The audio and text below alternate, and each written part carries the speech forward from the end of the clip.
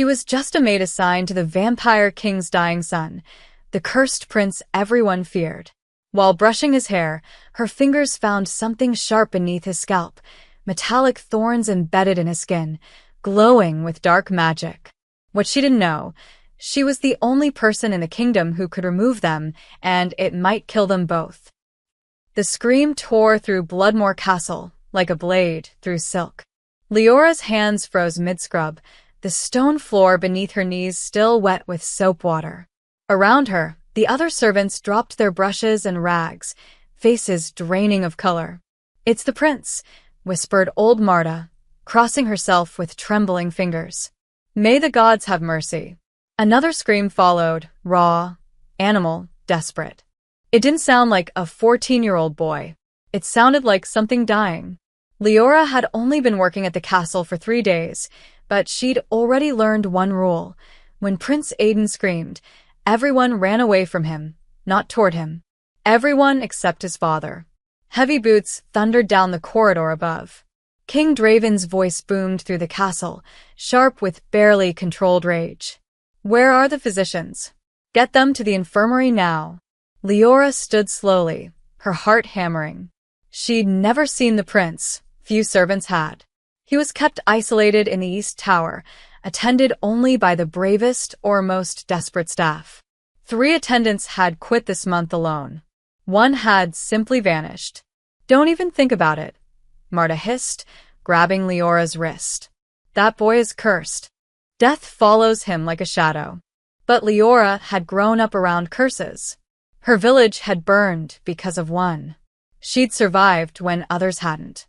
Maybe that made her foolish, or maybe it made her the only person in this castle who understood that curses didn't make someone a monster. They just made them suffer. She pulled free from Marta's grip and ran. The East Tower was forbidden to lower servants, but chaos had turned the castle inside out. Guards rushed past her without a second glance.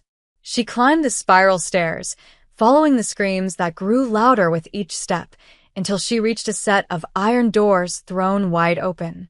Inside, hell had broken loose. 2 physicians in blood-stained robes stumbled past her, their eyes wild. "He's possessed," one shouted. "No medicine can help him." The royal infirmary was a large chamber of stone and shadow, lit by dozens of candles that cast dancing shapes on the walls. In the center, on a bed draped in black silk, Prince Aidan convulsed. King Draven held his son's shoulders, trying to keep him from thrashing off the bed. The vampire king was massive, broad-shouldered, dark-haired, with eyes like burning coal. But right now, those eyes held something Leora never expected to see in a creature rumored to have slaughtered entire armies.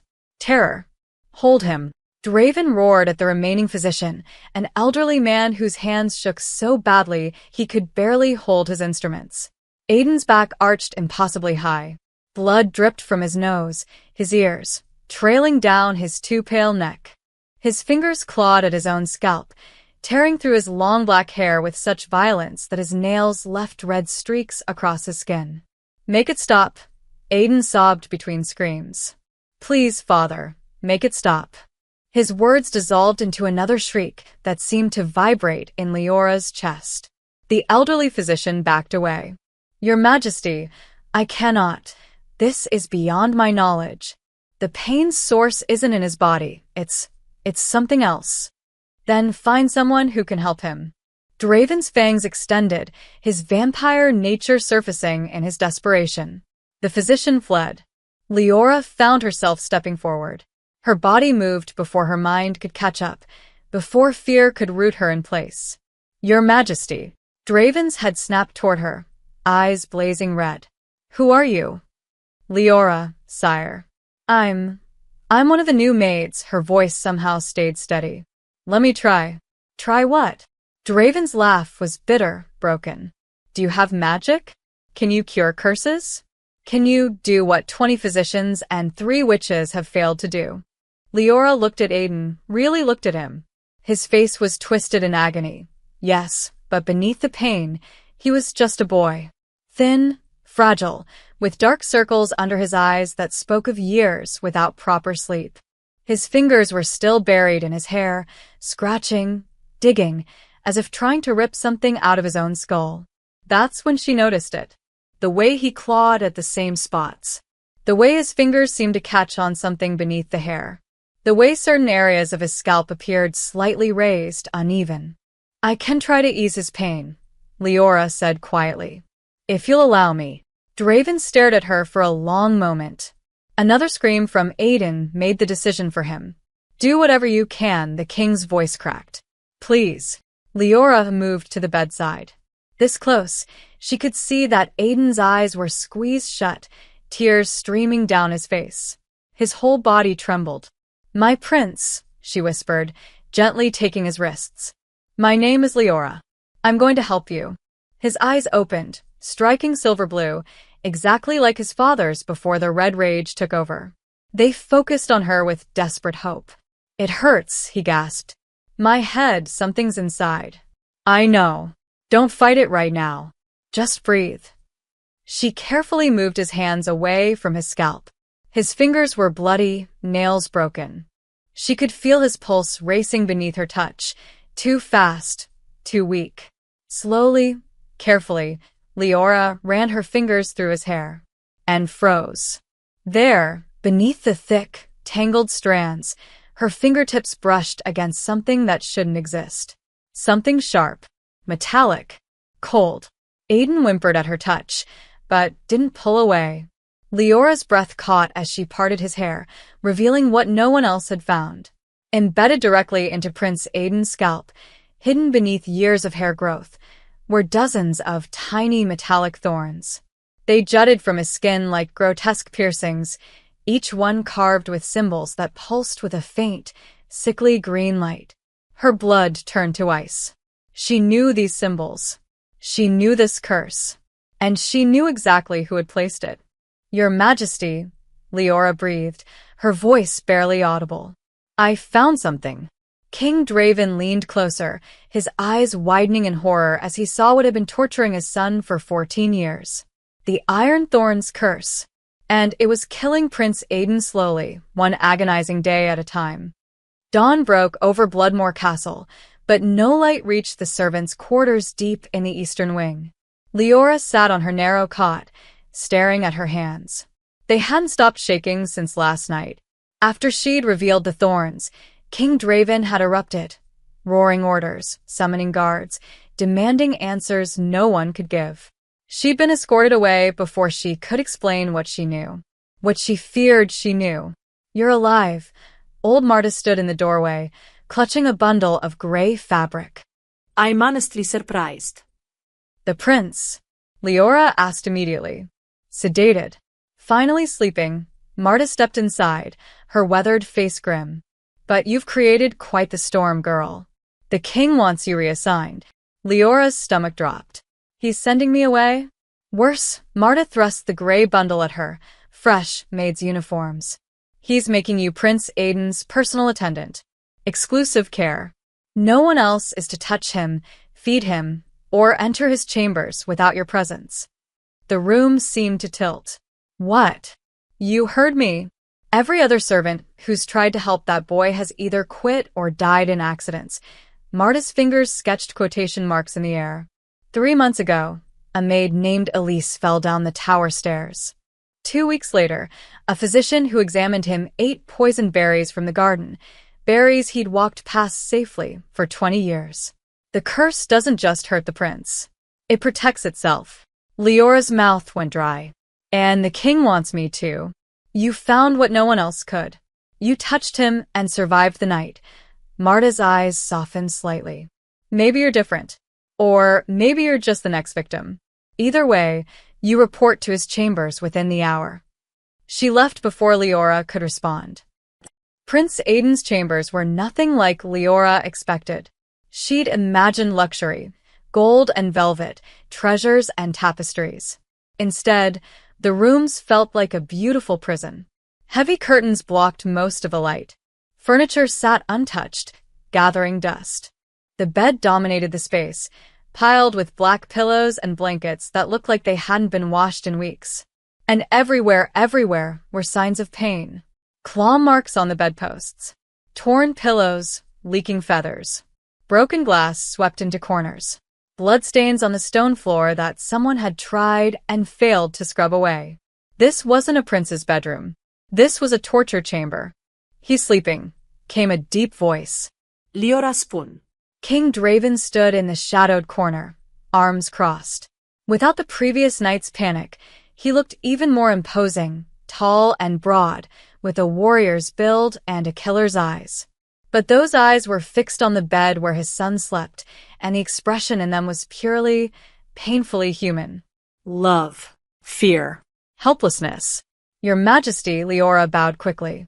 "Don't," his voice was rough. "You don't bow to me in this room. In here, you answer only to him. Understand?" She nodded. Draven moved closer, studying her face with unnerving intensity. "What's your family name?" Leora's heart skipped. I don't have one, sire. I'm an orphan." "From where?" "A village called Ashfield. It burned 8 years ago." The lie came smoothly. She'd practiced it 100 times. The truth was more complicated, more dangerous. Draven's eyes narrowed, but he didn't press. "You recognize the curse." It wasn't a question. Leora chose her words carefully. "I've seen similar markings before.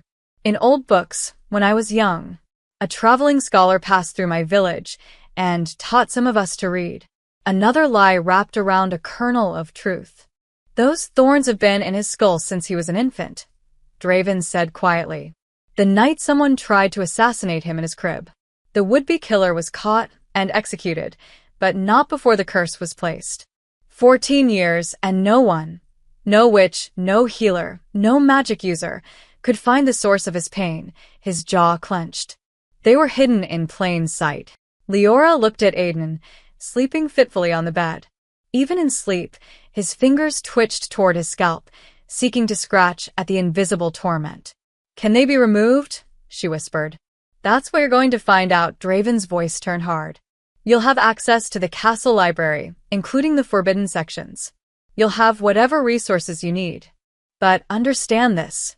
He stepped closer, looming over her. "If my son dies while in your care, your death will make his suffering look merciful." Leora met his eyes steadily. "If I wanted to harm him, Your Majesty, I would have done so last night when I had the chance. I'm here because no one should suffer like that. Not even a prince." Something flickered across Draven's face. Surprise, perhaps, or a grudging respect. "He trusts you," the king said finally. When he woke this morning, the first thing he asked was if the kind Maid would return. He's never asked for anyone before. Warmth bloomed in Leora's chest, followed immediately by crushing guilt. Because she did know this curse. She knew exactly where it came from. And if she was right, removing those thorns might kill them both. Aiden woke with a gasp, his hands flying to his head before his eyes even opened. "Easy," Leora said softly, setting down the basin of warm water she'd been preparing. "You're safe." His silver-blue eyes found her, confused and wary. In daylight, what little filtered through the curtains, he looked even younger than 14. His face was gaunt, cheekbones too sharp, lips pale. But there was intelligence in those eyes, and something else. Loneliness. "You came back," he whispered. "I told you I would help." Leora moved closer, showing him the soft brush in her hand. "Your father said your head hurts worse when your hair gets tangled. May I?" Aiden stared at the brush like it was a weapon. "The last maid who tried to brush my hair screamed that I was cursed and ran away crying." "Well, you are cursed," Leora said simply. "But that's not your fault." A surprised laugh escaped him, small, rusty, like he'd forgotten how. "You're strange." "So I've been told." She waited, letting him decide. After a long moment, Aiden slowly sat up and turned his back to her, his shoulders tense with anticipation of pain. Leora settled behind him on the bed, carefully gathering his long black hair. It fell past his shoulders, matted in places, sticky with old blood near the scalp. She started at the ends, working through knots with gentle patience. "Tell me if I hurt you," she murmured. "You will," Aiden said matter-of-factly. "Everyone does." But as her brush moved through his hair in slow, careful strokes, his shoulders began to relax. Minutes passed. The only sounds were the soft bristles and Aiden's gradually steadying breath. "It doesn't hurt," he said, wonder creeping into his voice. Not yet. Leora worked higher, approaching his scalp. "But I need to examine the thorns. I'll be as gentle as I can." Aiden's hands gripped his knees. "Okay."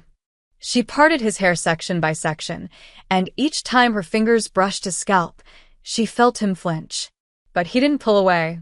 The thorns were worse than she'd seen last night. At least 40 of them, maybe more, each no larger than a grain of rice but driven deep into his skin. The metallic surface gleamed dully, and those runes, those terrible, familiar runes, pulsed with sick light. Leora's throat tightened. She'd hoped she was wrong. She wasn't. "What do they look like?" Aiden asked quietly. "Like someone wanted you to suffer forever." Her voice came out harder than intended. "They succeeded." His laugh was bitter. "Do you know what the worst part is? It's not the pain. It's that everyone's afraid of me. Like I chose this. Like I'm some kind of monster." Leora's hand stilled. "You're not a monster. My father has killed thousands. I'm his son. Maybe this is just." "Stop." She moved around to face him, surprising them both. "I've met monsters. Real ones. They don't cry when they're in pain. They don't beg their fathers to make it stop.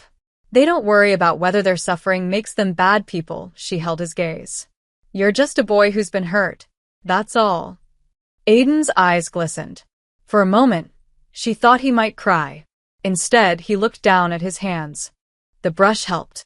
When you were doing it, the pain, it got quieter." Leora's mind raced. The thorns were designed to cause constant agony, to drain life force slowly. But gentle touch seemed to temporarily interrupt their function. Why? "Can you?" Aiden hesitated. "Can you keep going? Please." She returned to her position behind him, resuming the careful brushing. As the bristles moved across his scalp in soothing patterns, Aiden's entire body seemed to melt with relief. "No one's touched me gently in years," he whispered. "Everyone's either afraid or trying to hurt me to help me. You're the first person who just treats me like I'm normal." Guilt twisted in Leora's stomach like a knife. She wasn't treating him normally. She was gathering information, learning the curse's structure, preparing to make an impossible choice. Because these thorns bore the mark of the Ashen Witch clan.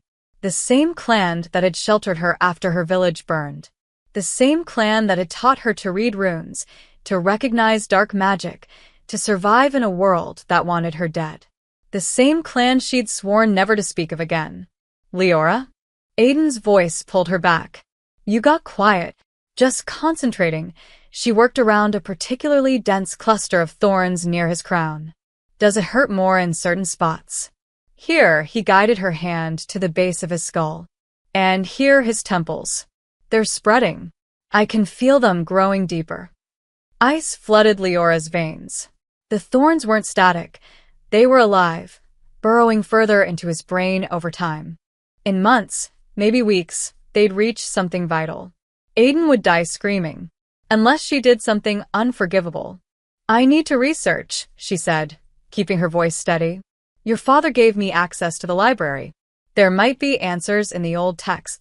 Aiden turned to look at her, hope and fear warring in his expression. "You think you can help me?" Leora met his eyes and made a promise she wasn't sure she could keep. "I won't let you die like this. I swear it." The castle library was a cathedral of secrets. Leora had waited until midnight, when even the guards grew drowsy at their posts.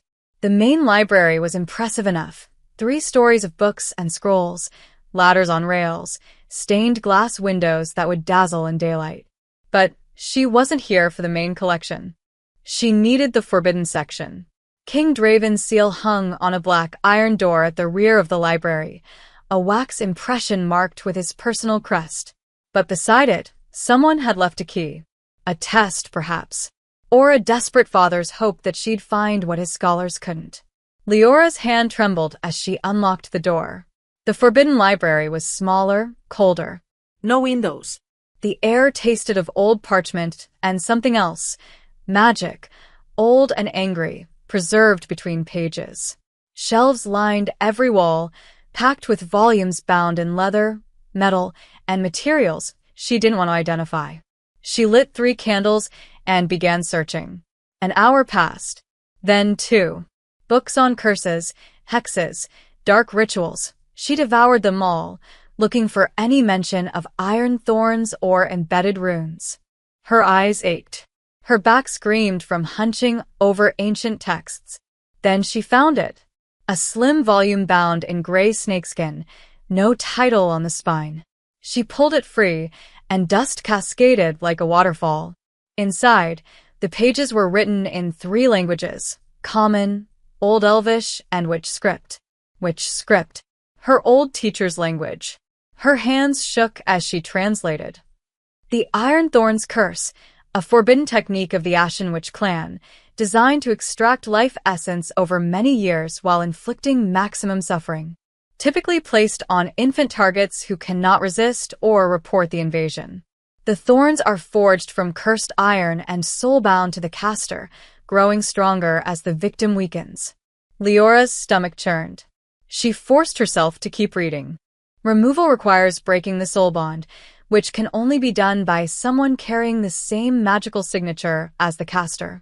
Attempting removal without proper countermeasures will result in immediate death of the victim, death of the remover, or both.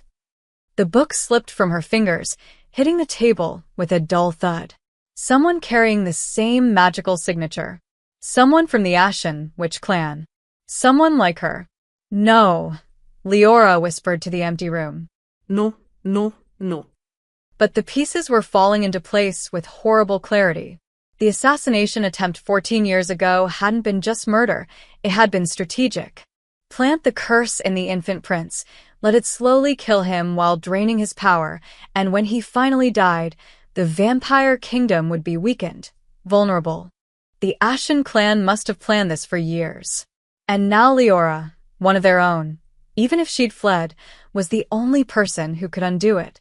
If she revealed her connection to the clan, Draven would execute her immediately. The same clan that had sheltered her was responsible for his son's suffering. She'd be torn apart before she could explain. But if she said nothing, Aiden would die. She kept reading, desperate for another option. The extraction process must be done in stages. Removing all thorns at once will kill the host instantly. Each thorn removed will trigger a violent magical backlash. The victim will experience agony beyond measure. Many die from the pain alone. Leora's vision blurred.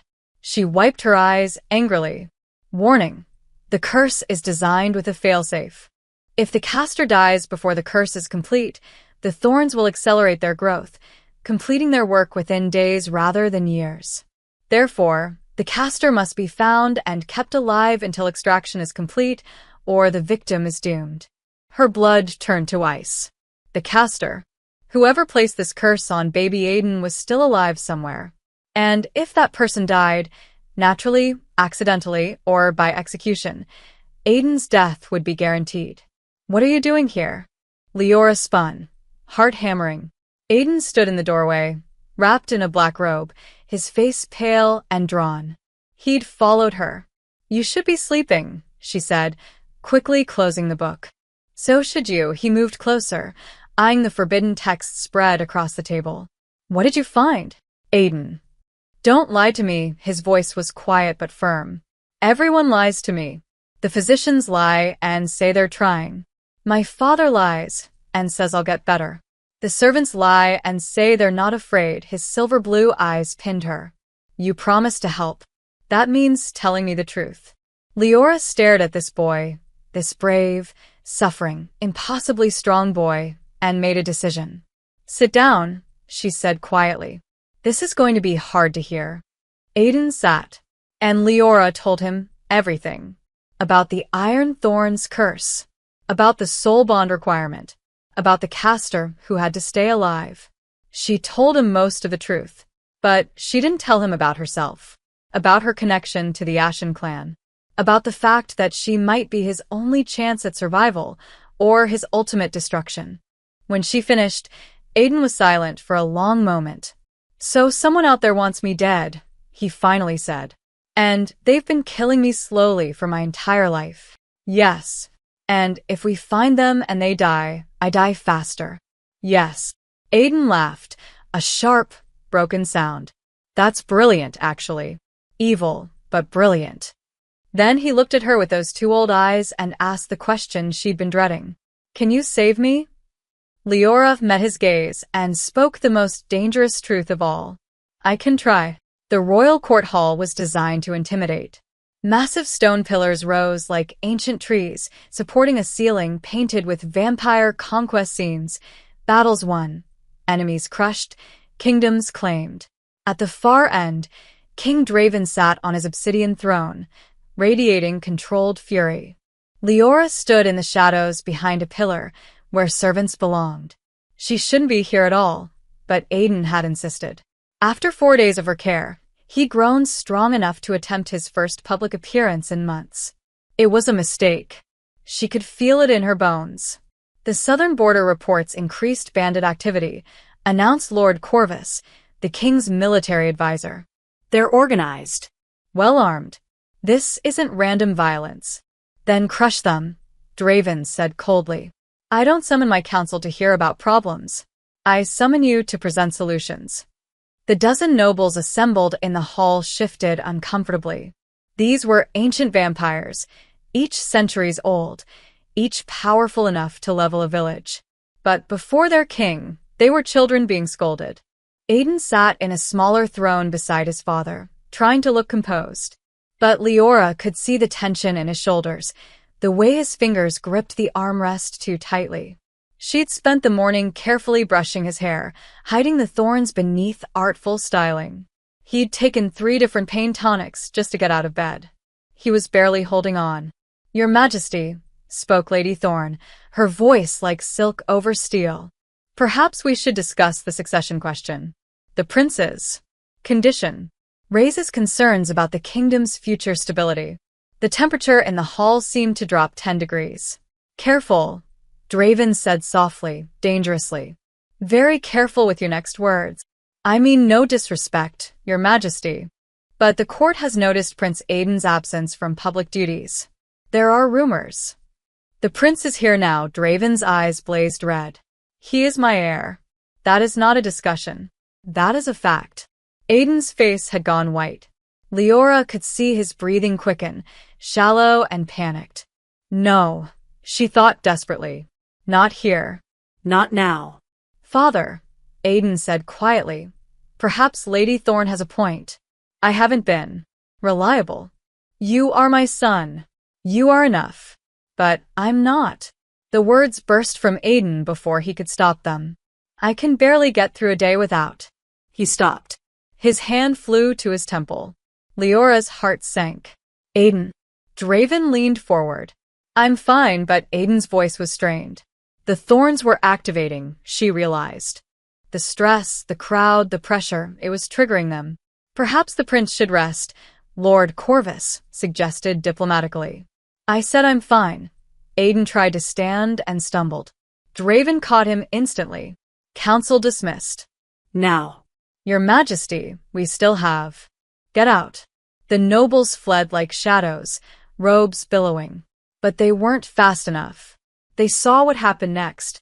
Aiden's legs buckled completely. He collapsed against his father, and then the scream came, that same terrible, inhuman sound Leora had heard her first night. Blood began trickling from his nose. No, no, no. Aiden gasped, clawing at his hair. Not here. Please not here. His body convulsed. Draven lowered him to the floor, helpless fury twisting his features. Someone get the physicians. But Leora was already running. She dropped beside Aiden, ignoring protocol, ignoring the guards who moved to stop her.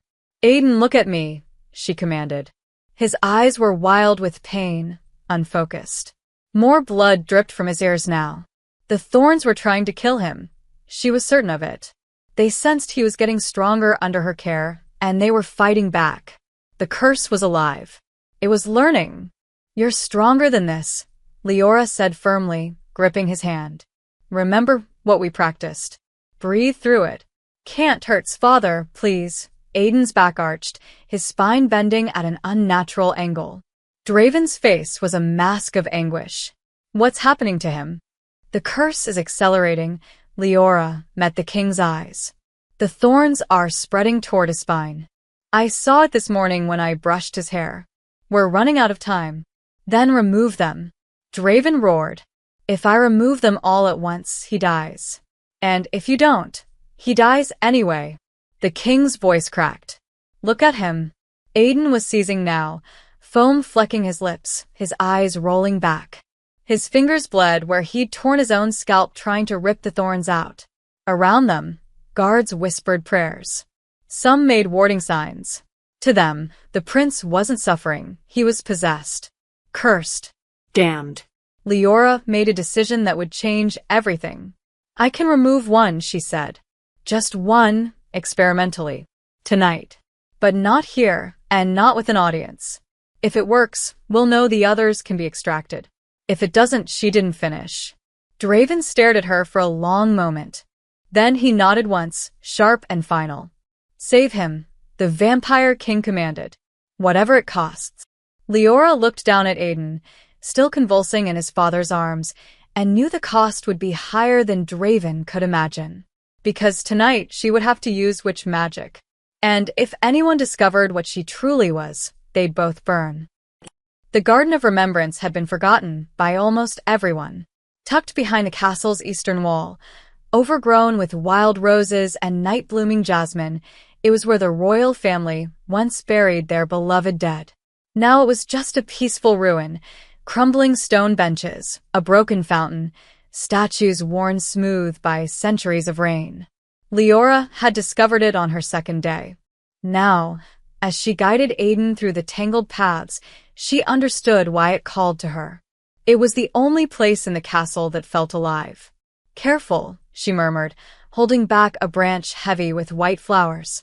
The thorns are sharp. I'm familiar with thorns, but Aiden smiled. A real smile, small and genuine. The first she'd seen since the throne room disaster 2 hours ago.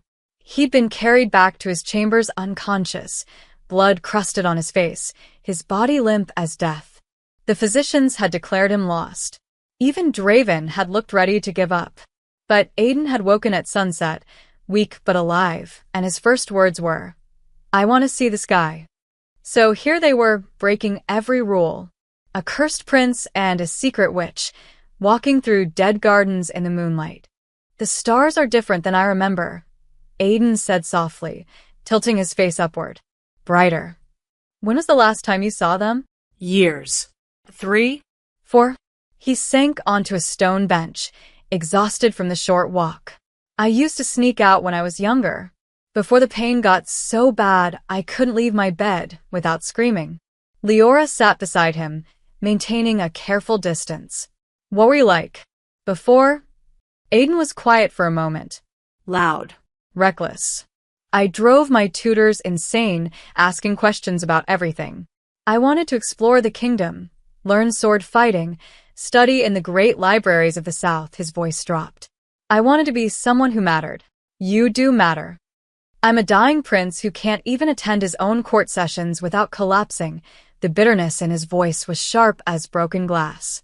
I heard what Lady Thorne said. She's right. The kingdom needs someone strong. Not this. Stop, Leora turned to face him.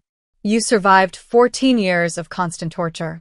You still think about others even when you're in agony. You protected those court physicians from your father's wrath, even though they abandoned you. That's not weakness. That's strength most people will never have. Aiden's eyes glistened in the moonlight. You barely know me. I know enough. They sat in silence, listening to night birds call and the wind rustle through dead leaves. Finally, Aiden spoke again, his voice barely a whisper. It started the night I was born. Someone broke into the royal nursery. My father told me the story when I was old enough to understand. They found the assassin standing over my crib, chanting. The guards killed him before he could finish whatever spell he was casting. Aiden's hand drifted to his head unconsciously. Or so they thought. He finished it, Leora said quietly. The curse was the assassination. Just. Slower. 14 years slow. Aiden laughed without humor. Do you know what the worst part is? Somewhere out there, the person who ordered this is living their life. Happy. Free. While his voice broke. Leora felt something crack open in her chest. She thought of the Ashen clan, her teachers, the women who'd saved her from the flames. Could they have done this? Could the same hands that taught her to read have planted torture devices in an infant's skull? She didn't want to believe it, but the evidence was carved in magical runes she recognized. Aiden, she said carefully, what I'm going to do tonight, removing the first thorn, it's going to hurt. Badly. Maybe worse than anything you've felt before. I know. You could die. I know that too. He finally looked at her, and his eyes held no fear. Only determination. But if we don't try, I'll die anyway. At least this way, I'm fighting back. Brave boy, Leora thought. Foolish, brave boy. There's something else, Aiden continued. Something I need to tell you before we do this. He took a shaky breath. I can sense things. Vampire ability. We feel magic, especially magic directed at us. And you, he met her eyes. You're hiding something. I've felt it since the moment we met. Leora's blood turned to ice. I don't know what it is, Aiden said quickly. And I don't care. You've shown me more kindness in 4 days than most people have in my entire life. Whatever secret you're carrying, I trust you with mine, he held out his hand. So, I'm asking you directly, Leora. Will you help me? Will you remove the thorns, even knowing it might kill us both? She stared at his outstretched hand. This was the moment. She could refuse, walk away, let someone else figure it out. But looking into those silver blue eyes, she knew she'd already made her choice days ago. Leora took his hand. His skin was cold, his grip weak, but his trust was absolute. Tonight, she promised. We remove the first thorn. Together. Aiden smiled, genuinely smiled, and for a heartbeat, Leora could see the boy he should have been. Happy. Healthy. Whole. She would give anything to make that real, even if it cost her everything. The Moon Tower was abandoned for good reason. 50 years ago, a court mage had attempted forbidden magic here and died screaming, his body consumed by his own spell. Since then, servants whispered that the tower was haunted. No one came here anymore, which made it perfect. Leora had prepared everything in secret, candles arranged in a circle, a basin of blessed water she'd stolen from the chapel, clean bandages, and a small iron knife she'd heated in her chamber's fire until it glowed red. The knife cooled now on a stone ledge, but it still held enough heat for what she needed. Aiden sat in the center of the candle circle, his hair unbound and falling around his shoulders. He'd refused the sedatives the physicians offered. He wanted to be fully conscious. You're insane, Leora had told him. I want to understand what's been done to me, he'd replied. Now, as midnight approached, she knelt behind him and carefully parted his hair. The thorns gleamed in the candlelight, dozens of metallic points embedded in his scalp. She'd chosen her target carefully, a single thorn near his right temple, slightly separated from the others. If this worked, the isolated position might prevent a chain reaction. If it didn't, they were both dead. Last chance to stop, Leora whispered. Don't you dare. Aiden's voice was steady. He tied a leather strap between his teeth to bite down on. His hands gripped the arms of the chair hard enough to make the wood creak. Leora closed her eyes and let herself remember. The words came back easily. Old witch script taught to her by Grandmother Mora in the clan's hidden sanctuary. She'd been 9 years old, learning to identify curse marks, never imagining she'd need to break one. Veshranim, Karath Day, she whispered. Break the bond, release the life. Her fingers began to glow with pale blue light, her witch mark activating for the first time in 8 years. If anyone saw this, they'd know immediately what she was. She pressed her glowing fingers against the thorn. Aiden's entire body went rigid. The thorn began to heat up, the runes carved into it flaring from sickly green to brilliant white. Leora gritted her teeth and pulled. The scream that tore from Aiden was inhuman. Blood erupted from around the thorn, hot and dark, streaming down his face. His back arched violently, the leather strap falling from his mouth as he shrieked. The sound echoed through the tower, bouncing off stone walls, surely loud enough to wake the dead. "Hold on!" Leora shouted over his screams. The thorn was fighting her, the curse refusing to release its grip. She could feel dark magic crawling up her arms like ice, trying to invade her own body. The curse recognized her as kin. "Join us," it seemed to whisper. "You belong to the Ashen clan. You placed us here. Remember?" "I didn't," Leora roared, pulling harder. The thorn shifted. Just slightly. Blood poured faster. Aiden's eyes rolled back, showing only whites. His fingers clawed at the chair arms, tearing through wood. Vampire strength activated by pure agony, turning him into something wild and dangerous. "Aiden, stay with me." Leora wrapped her other arm around his chest, holding him steady while she pulled. The blue light from her hands grew brighter, spreading across the thorn like fire-consuming paper. The runes began to crack. The curse screamed, not with sound, but with feeling, a wave of psychic rage that slammed into Leora's mind. Images flooded her vision. A woman in gray robes standing over a crib, chanting in which script. A baby's cry cut short. Tiny metallic thorns pressed into soft infant skin, one by one, while the baby screamed and screamed. "No!" Leora yanked with all her strength. The thorn came free. The release was explosive. Dark energy burst outward in a shockwave that extinguished every candle instantly. Leora was thrown backward, slamming into the stone wall hard enough to knock the air from her lungs. The thorn in her hand dissolved into black ash, leaving behind only a faint oily residue. Silence. Then, in the darkness, a wet, gasping sound. "Aiden." Leora scrambled forward blindly, her hands searching. She found him collapsed on the floor, convulsing. Blood soaked his hair, his neck, pooling beneath him. "No, no, no." She pressed her hands against his scalp, trying to stop the bleeding. The wound where the thorn had been was deep, angry, still smoking slightly with residual curse magic. But as she held pressure, something miraculous happened. The bleeding slowed, then stopped, and Aiden took a deep, shuddering breath. "Leora?" His voice was barely a whisper. "I'm here. I'm right here." It's Quiet wonder filled his voice. "In my head, that spot where the thorn was, it's quiet for the first time I can remember." Relief flooded through her so powerfully she almost sobbed. "You're okay. You're going to be okay." Then she heard footsteps pounding up the tower stairs. guards. Dozens of them, drawn by the screams. Leora looked down at her hands, still faintly glowing blue with witch magic. Evidence written in light. The door burst open. Torchlight flooded the room.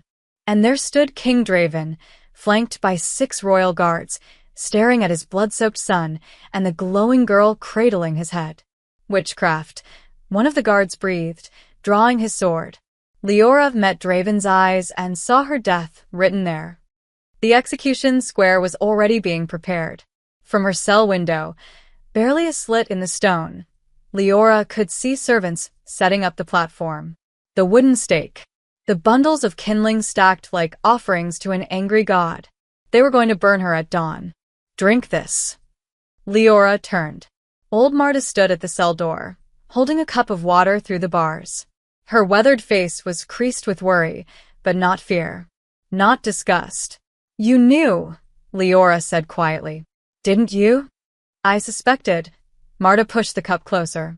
"Drink, child. Whatever happens, don't let them see you weak." Leora took the water with shaking hands. 3 hours had passed since the guards dragged her from the moon tower. 3 hours of interrogation, accusations, King Draven's cold fury demanding answers she couldn't give without condemning herself further. "Where is Aiden?" "The prince lives." "Sleeping, but alive," Marta's voice softened. "The wound on his head is already healing. Whatever you did, it worked." Small comfort when she'd be ash by sunrise. Marta, listen to me. Leora gripped the bars. The other servants who helped Aiden, Elise who fell, the physician who was poisoned, it wasn't accidents. The curse protects itself. It kills anyone who gets too close to discovering it. I know. Marta glanced down the corridor, checking for guards. That's why I volunteered for cleaning duty tonight. The curse thinks I'm just an old woman scrubbing floors. It doesn't see me as a threat. She leaned closer. But you actually heard it. You removed a thorn. That's why the guards arrived so fast. The curse sounded an alarm. Leora's blood chilled. Then everyone in the castle is in danger. If the curse knows I'm imprisoned, it might. A scream echoed through the dungeon. Both women froze. Another scream, closer. Then running footsteps, shouts of alarm. The clash of steel on stone. What in the gods' names? Marta began. A guard stumbled into view, his face pale with terror. Lock down the castle. The servants, there. He collapsed, a knife protruding from his back. Behind him, a young kitchen maid stood with blood-slicked hands and empty eyes. Marta, run! Leora shouted. But 3 more servants appeared, moving with jerky, unnatural precision. Their eyes glowed with the same sickly green as the curse runes. They weren't human anymore, they were puppets. The curse had found a new way to protect itself. Marta ran, surprisingly fast for her age. The possessed servants pursued her like hounds, their movements too quick, too coordinated. Leora rattled her cell door uselessly, watching in horror. Then a roar shook the dungeon. King Draven appeared like vengeance incarnate, moving faster than thought. He caught the nearest possessed servant by the throat and slammed them against the wall. The impact should have killed instantly, but the servant just smiled with those glowing green eyes. The witch. Must. Burn, it hissed in a voice that wasn't its own. More possessed servants poured into the corridor. 10, 15, 20, half the castle staff, all moving as one. Your Majesty, a captain of the guard appeared, sword drawn. The servants have gone mad. They're killing anyone who approaches the witch's cell. It's the curse. Leora screamed. It's using them. It knows I can remove the thorns, so it's trying to kill me before I can save Aiden. Draven's eyes snapped to her, blazing red with vampire fury and something else. Understanding. Guard this door, he commanded. No one touches the witch until I return. He vanished in a blur of movement, heading deeper into the castle, toward Aiden's chambers. The possessed servants turned as one to face Leora's cell. They pressed forward, a wall of bodies with knives and broken glass, their faces twisted into identical smiles. Burn. The witch. Protect. The princes. Suffering. The guards formed a line, but they were already backing away. You couldn't fight your friends, your colleagues, people you'd shared meals with just hours ago.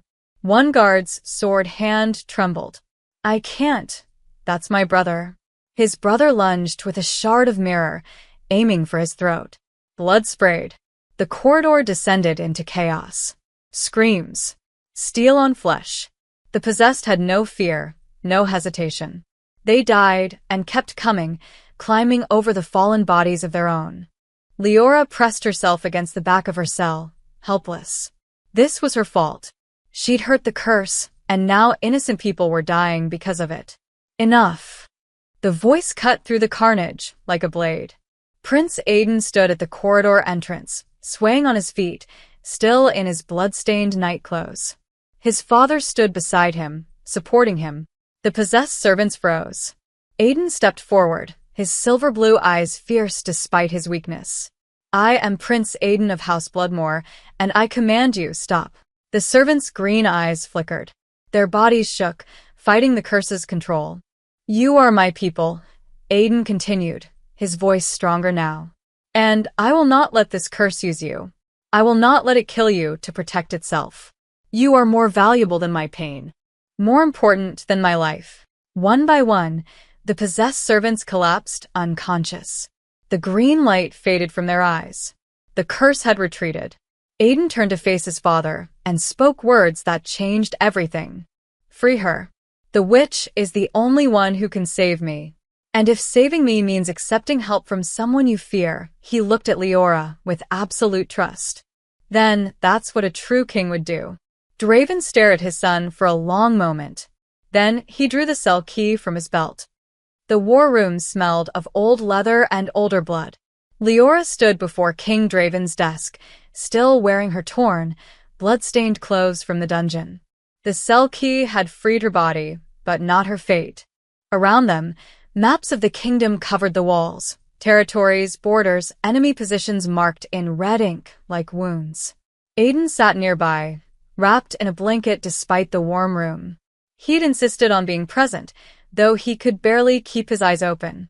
The extraction had drained him more than he'd admit. Explained. Draven's voice was cold iron. Everything.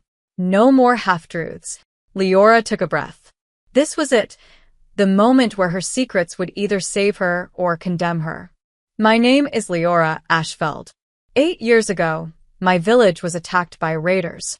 My family died in the fire's truth. I was found by travelers who took me to a sanctuary in the northern mountains, partial truth. They taught me to read, to recognize magical symbols, to survive dangerous truth. What's sanctuary? Here it was. The edge of the knife. A settlement of healers and scholars. They kept to themselves, studied old magic, not quite a lie, but not the whole story either. Draven's eyes narrowed. You're protecting someone. I'm protecting a child who lost everything, Leora said firmly. Those people saved my life. But they disbanded years ago. I don't know where any of them are now. That part was true. After she'd fled, she'd never tried to find them again. Yet you knew how to break a curse created by the Ashen Witch clan. Draven leaned forward. A curse so specific, so rare, that my scholars never even identified it. How? Because I study their techniques. Leora met his gaze. The people who sheltered me had books. Forbidden books. They believed knowledge shouldn't be destroyed just because it was dangerous. It should be understood. Controlled, she gestured to Aiden. And now that knowledge is the only thing keeping your son alive. Silence stretched like a bowstring. You used witch magic in my castle, Draven said quietly. Dangerously. I used healing magic to remove a torture device from a child's skull. You hid what you were. Because people like you kill people like me on sight. The words exploded from Leora before she could stop them. You think I don't know what happens to witches in vampire territory? You think I haven't seen the execution pyres? I hid because I wanted to live. And yet you risked everything for my son. Because he deserved better than slow death. Leora's voice cracked. Because no one else would help him. Because she stopped, swallowing hard. Because why? Draven pressed. Because I know what it's like to suffer for something you didn't choose, she whispered. To be punished for what you are instead of who you are. And I couldn't watch it happen to someone else. Not when I could stop it. Aiden's soft voice broke the tension. Father, she saved my life. She also endangered it by using forbidden magic in an unstable environment. The curse endangered it. Aiden struggled to his feet, the blanket falling away. The curse has been killing me since I was a baby, and none of your physicians or scholars or precious safe magic could even find it. She found it in one night. She removed a thorn that's been torturing me for 14 years. And you want to punish her for that. I want to protect you. By killing the only person who can help me? Aiden's laugh was bitter. That's not protection, father. That's fear. The Vampire King's face twisted with something raw. I have already lost your mother. I will not lose you too. Leora's breath caught. No one had mentioned a queen. The grief in Draven's voice was ancient, a wound that never healed. Then let Leora finish what she started. Aiden said quietly. Let her remove the rest of the thorns. Yes, it's dangerous. Yes, it might kill me. But doing nothing definitely will. Draven stood, his massive frame suddenly looking exhausted. He walked to the window, staring out at the dark kingdom beyond. 3 nights, he said finally. You have 3 nights to remove as many thorns as safely possible. I'll provide whatever resources you need, protected workspace, guards, supplies. He turned to face Leora, and his eyes held no warmth. Only calculation. But understand this, if my son dies, you die. Slowly, painfully, in ways that will make his curse look merciful. Your Majesty, Aiden protested. Those are my terms. Draven's voice was absolute. Accept them or die now. Choose. Leora thought of the thorns spreading toward Aiden's spine. The curse accelerating. The caster, whoever they were, still alive somewhere, still connected to the magic that was killing him. 3 nights wasn't enough time. But it was all she had. I accept, Leora said. On one condition. Draven's eyebrow rose. You dare negotiate? I need information. She moved to the war map on the wall, pointing to the northern territories. The Ashen Witch clan. What do you know about them? Where are they now? Who leads them? Why? Because whoever placed this curse is still alive.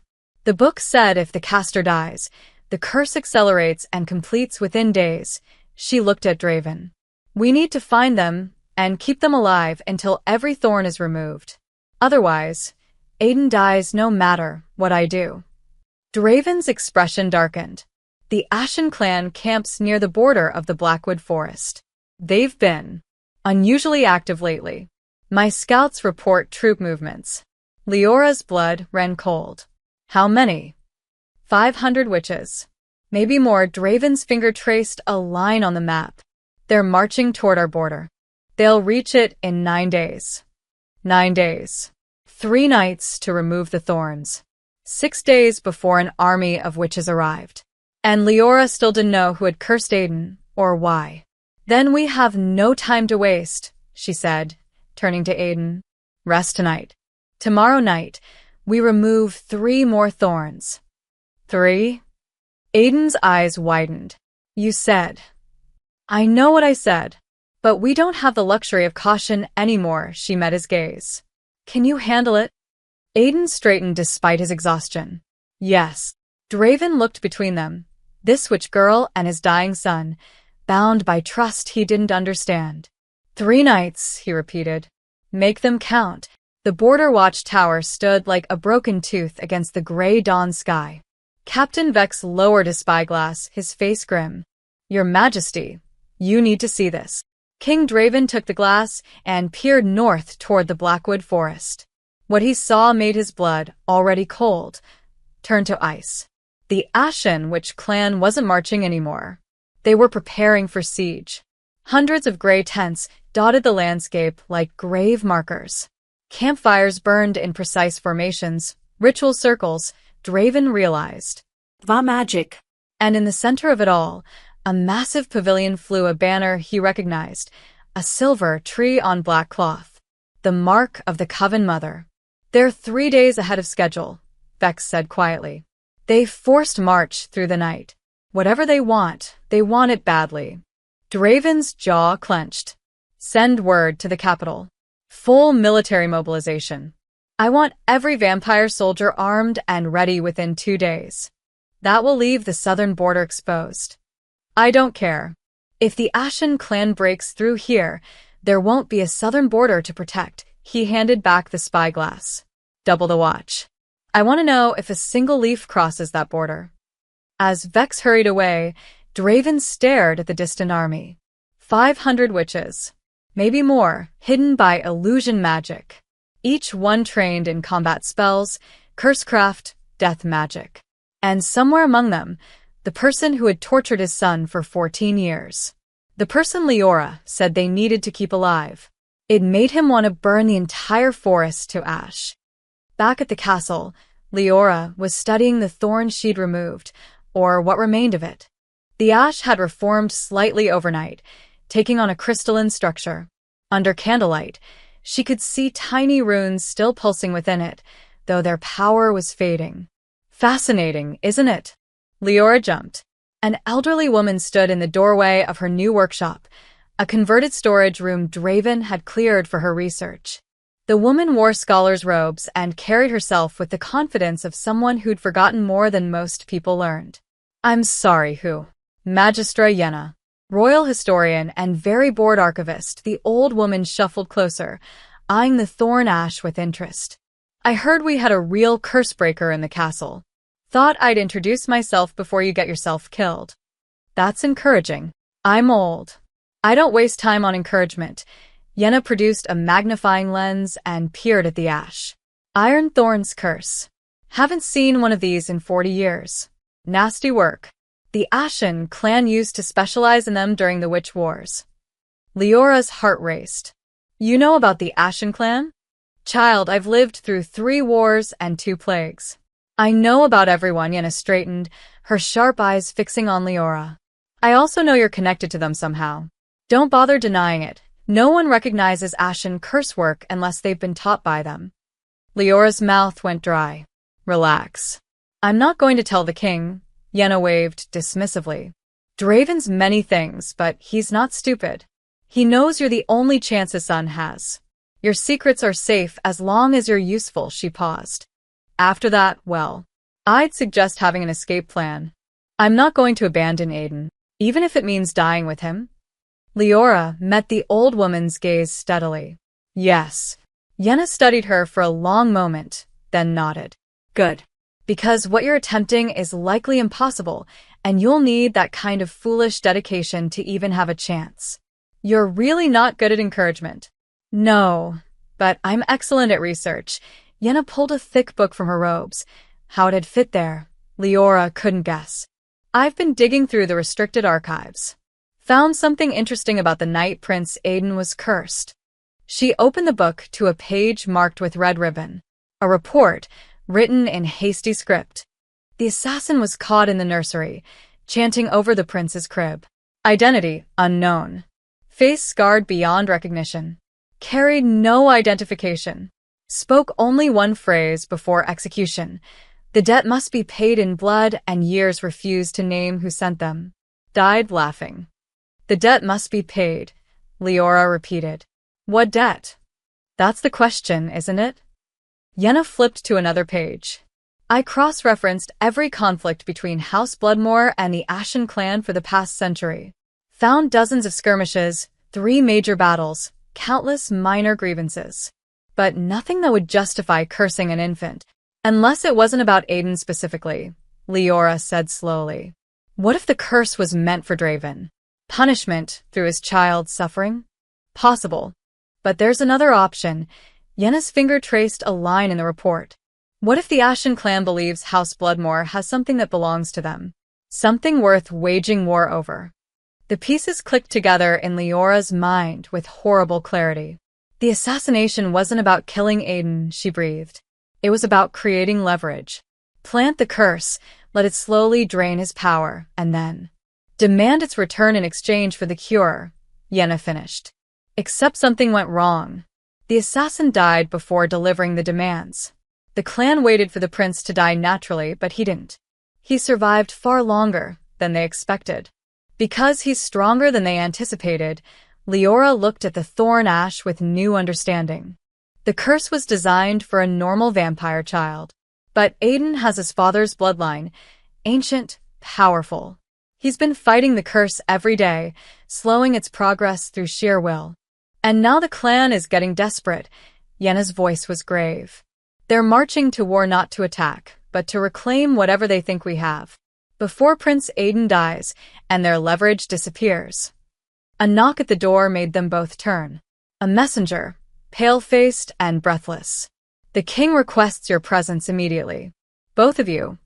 They found Draven in the war room, standing over a map with his generals. His face was stone. The Ashen clan sent an envoy, he said without preamble. Under flag of truce. They're demanding an audience. What do they want? Leora asked.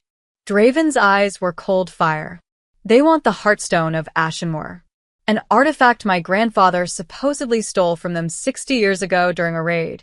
He slammed his fist on the table. An artifact that doesn't exist. That we've never had. Then why? Because they don't believe us. They think we're hiding it. And they've given us 6 days to produce it, or they'll consider Prince Aiden's continued suffering as an act of war. Silence fell like a hammer. They know about the curse. Leora whispered. They know Aiden is dying. More than that, Draven's voice was bitter. They're using him as a hostage. Give them the artifact they claim we have, or they'll ensure the curse kills him before we can remove it. Yenna stepped forward. What did you tell them? That we'll consider their terms. Draven turned to Leora, and in his eyes she saw father's desperate rage. You have 6 days, witch. Remove those thorns and save my son. Because if he dies, I'm going to burn that entire clan to the ground, whether they started this war or not. Rain lashed the ruined chapel like punishment from angry gods. Leora had chosen this place for its isolation, half a mile beyond the castle walls, forgotten by everyone except ghosts. The roof had collapsed decades ago, leaving the interior open to the storming sky. Lightning split the darkness, illuminating crumbling stone arches and a moss-covered altar. Perfect for forbidden magic. Far enough that if something went catastrophically wrong, the castle itself might survive. Are you sure about this? Aiden had to shout over the thunder. Rain plastered his hair to his face, already mixing with blood from the fresh wounds on his scalp. Over the past 5 nights, Leora had removed 17 thorns. 17 sessions of screaming agony, magical backlash, and desperate healing. Aiden had survived each one through sheer stubborn will. But 23 thorns remained. And they'd grown. The curse knew it was dying. The remaining thorns had burrowed deeper, spreading root-like tendrils toward Aiden's spine and brain stem. Removing them one by one would take too long. The tendrils would reach something vital before they finished. Tonight, they had to remove them all at once. Tonight, one or both of them would probably die. I'm sure, Leora said, though her hands shook as she arranged the final ritual components. Black candles that wouldn't blow out in the wind. A circle of salt mixed with silver powder. Ancient texts written in 3 languages, held down by stones.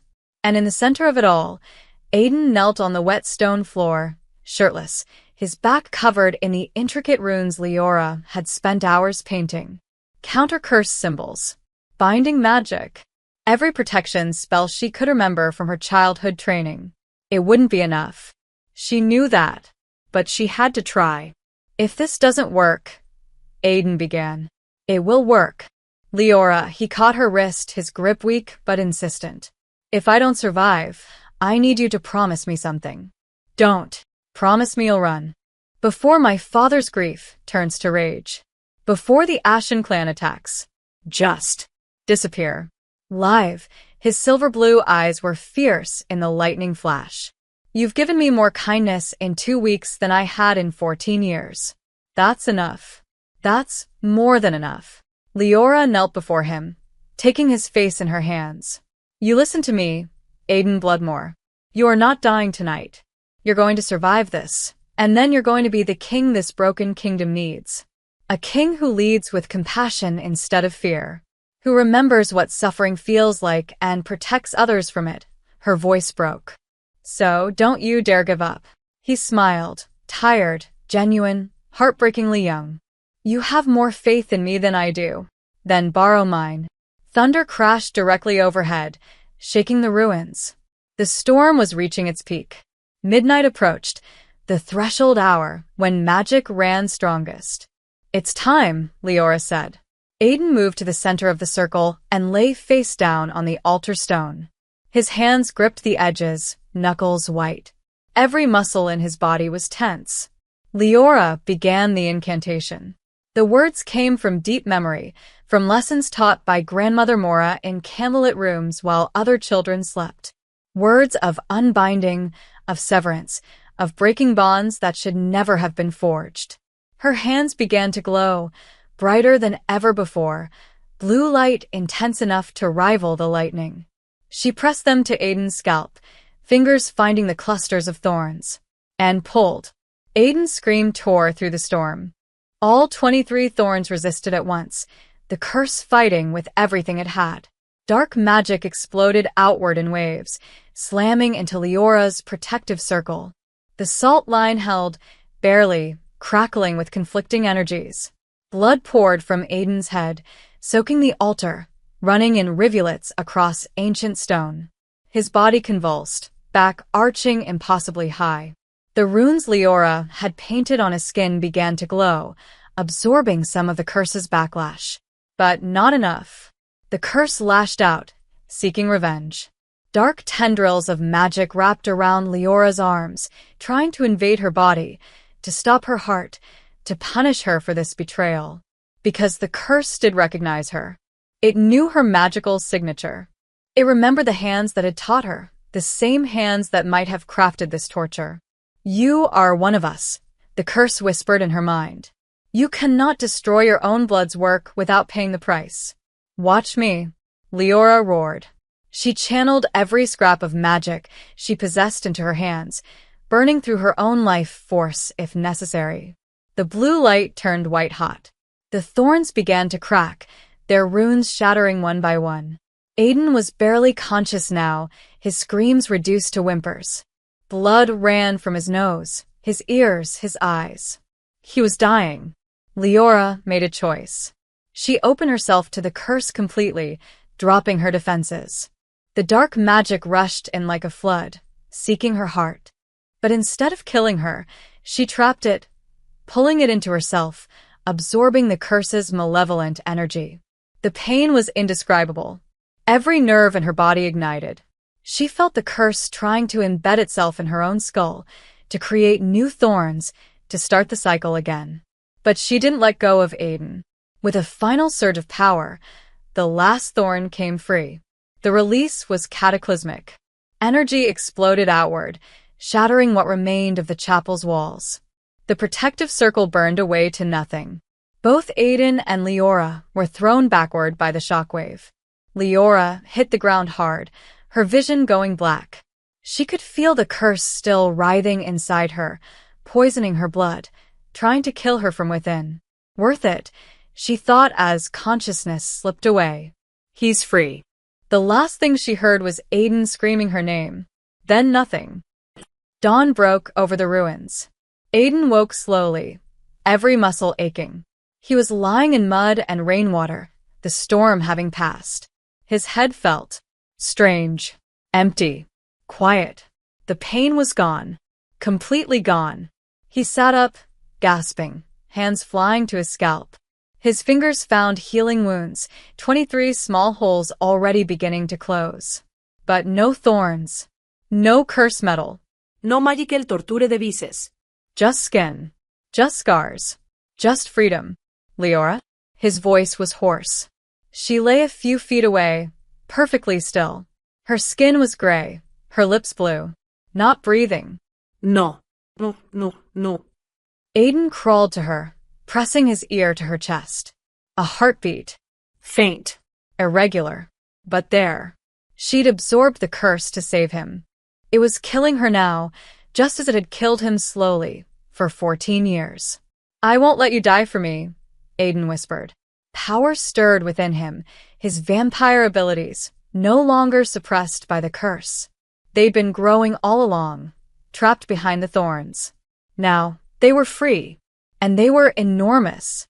Aiden bit his wrist, letting his blood, royal vampire blood, ancient and powerful, drip into Leora's mouth. Live, he commanded, and magic resonated in his voice. Live. The throne room had never seen anything like this. Prince Aiden stood before the assembled court, and every vampire in the hall could feel the difference. Power radiated from him like heat from a forge, raw, untamed, magnificent. His silver-blue eyes practically glowed. His presence commanded attention without a word spoken. The curse hadn't just been removed. It had been restraining something far greater. Impossible, Lord Corvus whispered. No 14-year-old should possess that kind of power. King Draven stood beside his throne, arms crossed, watching his son with an expression caught between pride and wonder. The curse didn't just torture him. It was feeding on his power, suppressing his growth. 14 years of accumulated strength, released all at once. In Aiden's arms, Leora stirred. She'd been unconscious for 2 days. The curse she'd absorbed had nearly killed her, would have killed anyone else. But Aiden's blood had saved her, purging the dark magic while healing the damage it caused. Now she woke to find herself being carried into the throne room like some kind of treasure. Aiden. Her voice was barely a whisper. What? Shh. Rest. He looked down at her with such fierce protectiveness that something in her chest cracked open. I've got you. Your Majesty. A messenger burst through the doors, breathless and pale. The Ashen clan, their army. Every guard drew their weapons. Draven's eyes flashed red. Have they crossed the border? No, Sire. They've stopped. The entire army just stopped marching. Their war banners are being lowered. Silence fell like snow. Magistra Yenna shuffled forward, understanding dawning on her weathered face. The curse. They felt it break. Explain, Draven commanded. Soulbound magic works both ways, Your Majesty. When the curse was destroyed, the caster would have felt it. They'd know immediately that their leverage is gone. Yenna's eyes gleamed. The Ashen clan was never coming for war. They were coming to negotiate. But now there's nothing to negotiate for. Aiden carefully set Leora in a chair, his father's smaller throne, which drew gasps from the court, and turned to face the messenger. Is there an envoy? Yes, my prince. A single witch under flag of truce. She's requesting an audience. With you specifically. Aiden's jaw clenched. Let her in. My son, Draven began. If they wanted to harm me, they could have done it any time in the last 14 years. Aiden's voice was steady, commanding. I want to look into the eyes of the person who tortured me and ask them why. The doors opened. A woman entered, flanked by nervous guards. She was ancient, perhaps the oldest person Leora had ever seen. Her face was a map of wrinkles, her hair white as bone. But her eyes were sharp as broken glass, and she moved with the careful precision of someone who'd survived countless dangers. She wore gray robes marked with a silver tree symbol, the Coven Mother herself. Leora's breath caught. She knew this woman. Grandmother Mora. The witch who'd saved her from the flames, who'd taught her to read, to recognize curses, to survive.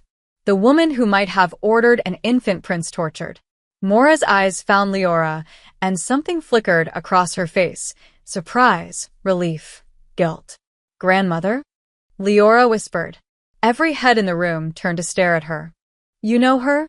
Draven's voice was deadly quiet. Before Leora could answer, Mora spoke. Her voice was rough with age, but clear with purpose.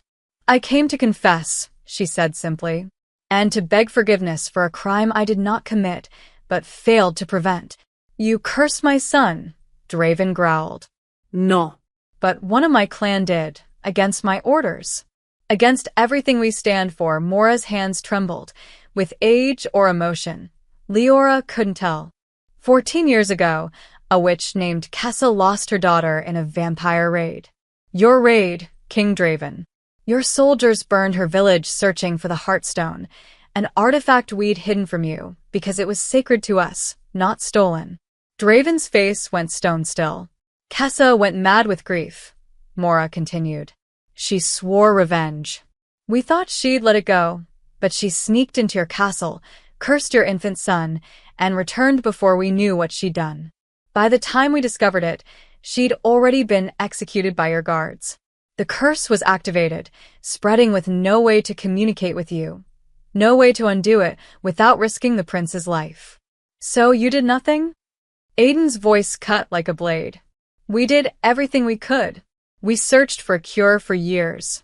But Ironthorn's curses can only be broken by someone with our magical signature, someone we'd trained. Mora's eyes returned to Leora. When I heard a girl from our old sanctuary was working in your castle, I prayed she'd find what we could not. I prayed she'd have the courage to do what needed to be done. Tears streamed down Leora's face. You knew. You knew I was here. I've been watching over you since you fled, child. Protecting you from a distance. Hoping you'd find purpose, Mora smiled sadly. I never imagined it would be this. This doesn't absolve you, Draven said coldly. Your witch still cursed my son. And my daughter saved him. Mora's voice cracked with surprising strength.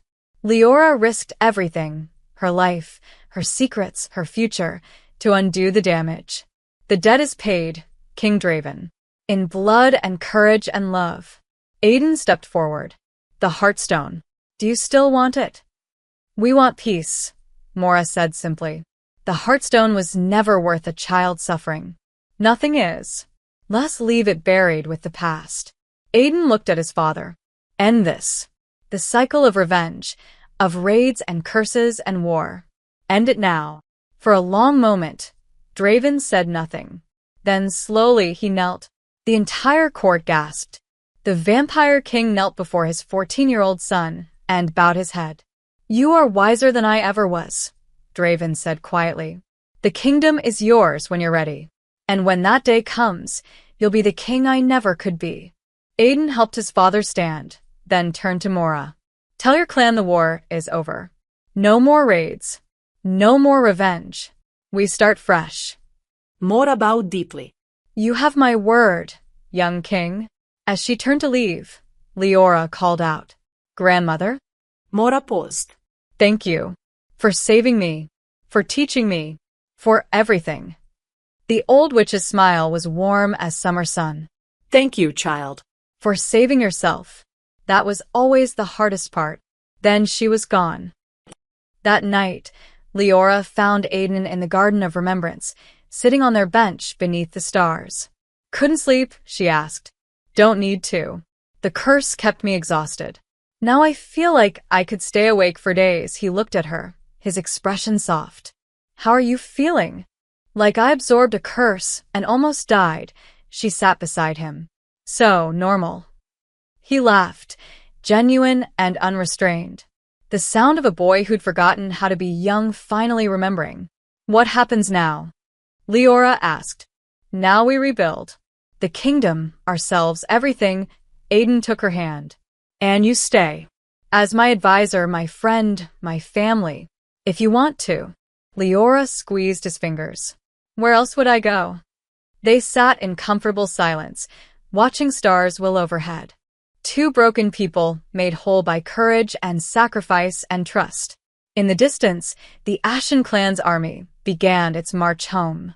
And in Bloodmore Castle, for the first time in 14 years, hope bloomed like flowers in a forgotten garden. The curse was broken. The war was over. And the future, bright and terrifying and beautiful, was finally theirs to choose. The end.